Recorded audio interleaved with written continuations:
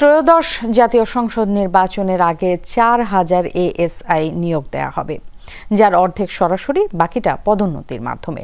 সচিবালয়ে সাংবাদিকদের এসব কথা জানান আইজিপি বাহরুল আলম। এ সময় জনপ্রশাসন মন্ত্রণালয়ের সিনিয়র সচিব ডক্টর মোহাম্মদ মোখলেসুর রহমান নির্বাচনে কোনো কর্মকর্তা পক্ষপাতিত্ব করলে কঠোর ব্যবস্থা নেওয়ার হুঁশিয়ারি দেন।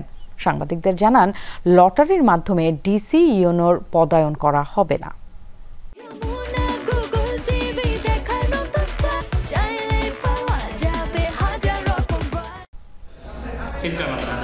আসছে নির্বাচনটি কেমন হবে, এই আলোচনা সমালোচনায় সবার বক্তব্যেই যখন উঠে আসছে আইন শৃঙ্খলার বিষয়টি, তখন পুলিশ প্রশাসনের পক্ষ থেকে জানানো হলো বাহিনীতে নতুন করে ৪,০০০ এএসআই নিয়োগের অনুমোদন মিলেছে।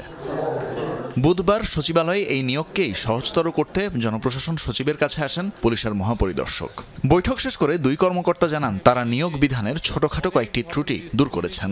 যেহেতু নির্বাচন সামনে এবং আমাদের মাননীয় প্রধান উপদেষ্টা নির্দেশনা দিয়েছেন, সেই আলোকে আমাদের অর্থ মন্ত্রণালয়, লেজিসলেটিভ এবং জনপ্রশাসন এবং সংশ্লিষ্ট স্বরাষ্ট্র মন্ত্রণালয়ের মাধ্যমে মিটিং করে আমরা এই পদগুলোকে সৃজন করেছি। এই কাজগুলো যাতে এক্সপেডাইট করা যায়, এই জন্য লেখালেখি না করে এক বসাতেই যাতে হয়, সেই কারণে আজকে আমরা বসেছিলাম। ৪,০০০ এএসআই নিয়োগ দেওয়া হবে। এর মধ্যে 50% হবে সরাসরি আর 50% হবে পদোন্নতির মাধ্যমে।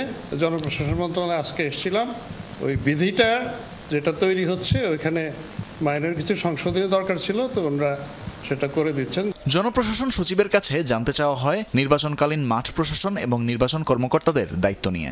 জবাবে তিনি বলেন, বিগত আমলে যারা নির্বাচন সংশ্লিষ্ট অপরাধে জড়িত ছিলেন তাদের বাদ দিয়েই প্রশাসন সাজানো হয়েছে। তবে তফসিল ঘোষণার পর নির্বাচন কমিশনের চাহিদা মতো মাঠ প্রশাসনে পরিবর্তন আনার ক্ষমতা রয়েছে। কখনো কোনোদিন লটারির মধ্যে সিভিল সার্ভিসে পোস্টিং হয়নি, এখনো হচ্ছে না, হবে না। কমপ্লেনের এগেনস্টে আমাদের ফিটলিস্ট আছে, সেখান থেকে তাকে উইথড্র করা হয়। কারো পক্ষে অথবা কোনো দলের পক্ষে এতটুকু যদি কেউ কোনো মানে আমরা এখন পর্যন্ত জানি যে সেরকম নাই, যদি আমরা এরকম বুঝি তাকে উইথড্র করা হবে এবং প্রচলিত আইনের আওতায় এনে তাদের বিরুদ্ধে প্রশাসনিক ব্যবস্থা নেওয়া হবে।